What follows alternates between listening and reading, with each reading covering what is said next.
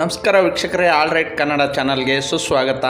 ಬಿಜೆಪಿಯಲ್ಲಿ ಎಲ್ಲವೂ ಸರಿ ಇಲ್ಲ ಎನ್ನುವುದು ಹೈಕಮಾಂಡ್ಗೆ ಗೊತ್ತಾಗಿದೆ. ಹೀಗಾಗಿಯೇ ಚುನಾವಣೆಗೆ ಇನ್ನು 2 ವರ್ಷಗಳ ಮುನ್ನವೇ ರಾಜ್ಯದಲ್ಲಿ ಬದಲಾವಣೆಗೆ ಮುಂದಾಗಿದೆ ಎಂದು ಹೇಳಲಾಗುತ್ತಿದೆ. ಅದರಲ್ಲೂ ರಾಜ್ಯ ನಾಯಕರ ಕಾರ್ಯವೈಖರಿ ಬಗ್ಗೆ ಬಿಜೆಪಿ ಹೈಕಮಾಂಡ್ ಅಸಮಾಧಾನ ವ್ಯಕ್ತಪಡಿಸಿದ್ದು, ಇಲ್ಲಿನ ಪಕ್ಷ ವಿರೋಧಿ ಚಟುವಟಿಕೆಗೆ ಆಕ್ರೋಶ ವ್ಯಕ್ತಪಡಿಸಿದೆ.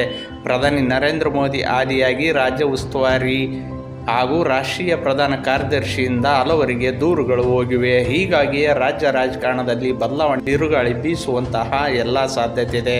ಹಾಗಾದರೆ ಬಿಜೆಪಿ ಹೈಕಮಾಂಡ್ ಮುಂದಿನ ನಡೆ ಏನು? ಈ ಕುರಿತು ಇನ್ನಷ್ಟು ಮಾಹಿತಿ ನೀಡ್ತೀವಿ. ನಮ್ಮ ಚಾನಲ್ ಸಬ್ಸ್ಕ್ರೈಬ್ ಮಾಡಿ, ಶೇರ್ ಮಾಡಿ, ಲೈಕ್ ಮಾಡಿ, ಹಾಗೆ ಕಾಮೆಂಟ್ ಮಾಡಿ. 2 ವರ್ಷಗಳ ಹಿಂದೆ ಬಿಜೆಪಿ ರಾಜ್ಯಾಧ್ಯಕ್ಷ ವಿಜಯೇಂದ್ರ ಅವರ ನೇಮಕ ಆದ ನಂತರ ಬಿಜೆಪಿಯಲ್ಲಿ ಎಲ್ಲವೂ ಸರಿ ಇಲ್ಲ ಎನ್ನುವಂಥ ಮಾತುಗಳು ಕೇಳಿಬರುತ್ತಿವೆ. ಬಿಜೆಪಿ ರಾಜ್ಯಾಧ್ಯಕ್ಷ ವಿಜಯೇಂದ್ರ ವಿರುದ್ಧವೇ ಬಹಿರಂಗವಾಗಿ ಹಲವು ನಾಯಕರು ಅಸಮಾಧಾನ ವ್ಯಕ್ತಪಡಿಸಿ ಹೈಕಮಾಂಡ್ಗೆ ದೂರು ನೀಡುತ್ತಿದ್ದರು.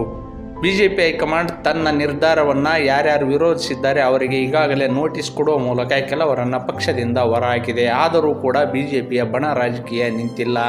ಬಿಜೆಪಿ ಹೈಕಮಾಂಡ್ ಈ ಬಗ್ಗೆ ಗಂಭೀರವಾಗಿ ಪರಿಗಣಿಸಿದ್ದು, ಮಾಜಿ ಮುಖ್ಯಮಂತ್ರಿ BS ಯಡಿಯೂರಪ್ಪ ಅವರಿಗೆ ಮಾಹಿತಿ ನೀಡುವ ಜೊತೆಗೆ ಅವರಿಂದ ಫೀಡ್ಬ್ಯಾಕ್ ಪಡೆದುಕೊಂಡಿದೆ ಎಂದು ಹೇಳಲಾಗುತ್ತದೆ. ಬಿಜೆಪಿ ರಾಜ್ಯಾಧ್ಯಕ್ಷರಾದ ನಂತರ ವಿಜಯೇಂದ್ರ ಹಲವು ಹೋರಾಟ ಮಾಡುವ ಮೂಲಕ ಪಕ್ಷ ಸಂಘಟನೆ ಮಾಡುತ್ತಿದ್ದಾರೆ. ಜೊತೆಗೆ ವಿವಿಧ ಜಿಲ್ಲೆಯಲ್ಲಿ ಸಂಚಾರ ಮಾಡಿ ರಾಜ್ಯ ಸರ್ಕಾರದ ವಿರುದ್ಧ ನಿರಂತರ ಹೋರಾಟ ಮಾಡುವ ಜೊತೆಗೆ ಕೇಂದ್ರ ಸರ್ಕಾರದ ವಿವಿಧ ಯೋಜನೆಗಳ ಬಗ್ಗೆ ಜನರಿಗೆ ತಿಳಿಸುತ್ತಿರುವುದು ಕೇಂದ್ರ ಗೃಹ ಸಚಿವ ಅಮಿತ್ ಶಾ ಅವರಿಗೆ ತೃಪ್ತಿ ತಂದಿದೆ. ಈ ಹಿನ್ನೆಲೆಯಲ್ಲಿ ಧರ್ಮಸ್ಥಳ ಪರವಾಗಿ ಹೋರಾಟ ಮಾಡಿದಂಥ ಬಿಜೆಪಿ ನಾಯಕರು ಅದಾದ ನಂತರ ರಾಜ್ಯ ಸರ್ಕಾರದ ವಿರುದ್ಧ ವಿವಿಧ ಭ್ರಷ್ಟಾಚಾರದ ವಿರುದ್ಧ ಹೋರಾಟ ಮಾಡಿರುವುದು ತೃಪ್ತಿ ತಂದಿದೆ. ಆದರೆ ಬಿಜೆಪಿಯ ಪಕ್ಷ ಸಂಘಟನೆಯಲ್ಲಿ ಎದ್ದಿರುವಂತಹ ಬಣ ರಾಜಕೀಯಕ್ಕೆ ಬಿಜೆಪಿ ಹೈಕಮಾಂಡ್ ಬೇಸರ ವ್ಯಕ್ತಪಡಿಸಿದೆ. ವಿಜಯೇಂದ್ರ ವಿರುದ್ಧ ನಿಲ್ಲುವವರಿಗೆ ಈಗಾಗಲೇ ಖಡಕ್ ಸೂಚನೆ ನೀಡಿದ್ದರೂ ಕೂಡ ಬಂಡಾಯ ಕಡಿಮೆ ಆಗಿಲ್ಲ.